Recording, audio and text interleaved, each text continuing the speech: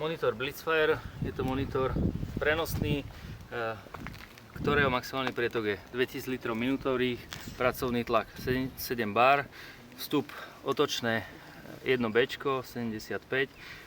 K tým najzákladnejším vlastnostiam monitoru nastavenie horizontálneho sklonu od plus 15 do 86 stupňov, čiže výstrek prakticky kolmo hore.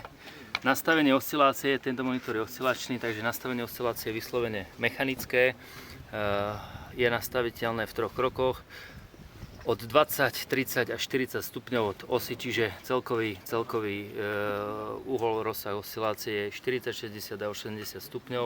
To nastavenie je vyslovene mechanické v 3 polohách. Zapnutie oscilácie takisto mechanické, po otočením knoflíka, osciláciu zapíname, vrátenie do pôvodnej polohy, osciláciu vypíname. Bez ohľadu na to, či voda preteká alebo nepreteká monitorom, tú osciláciu dokážeme ovládať.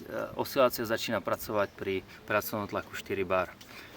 Ďalším funkciám, bezpečnostná poistka pre spustenie monitoru musíte mechanicky povytiahnuť a potom už nastavujete rôzne polohy prietoku až do plného otvorenia, čiže 2000 litrov.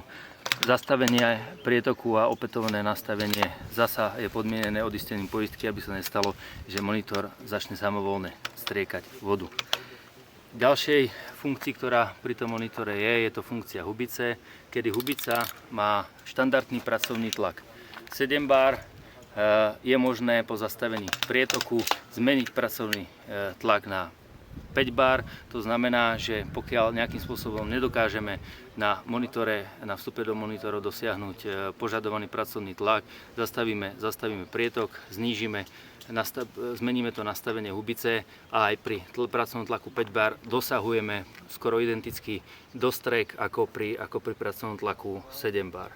Posledná dôležitá, zároveň bezpečnostná funkcia je tá, že monitor má poistku proti neželanému pohybu, ktorá je ukrytá pod týmto krytom a funguje tak, že pokiaľ sa monitor začne pohybovať a dosiahne to preťaženie 1G, tak sa vnútri spustí mechanická poistka, ktorá postupne pomaly uzavrie prietok monitorom a tým máme jednak ochránených hasičov, ktorí zasahujú a nie sú ohrození pohybujúcim sa monitorom a zároveň čerpadlo a hadice za monitorom nedostanú ten tlakový ráz, aby mohli byť poškodené.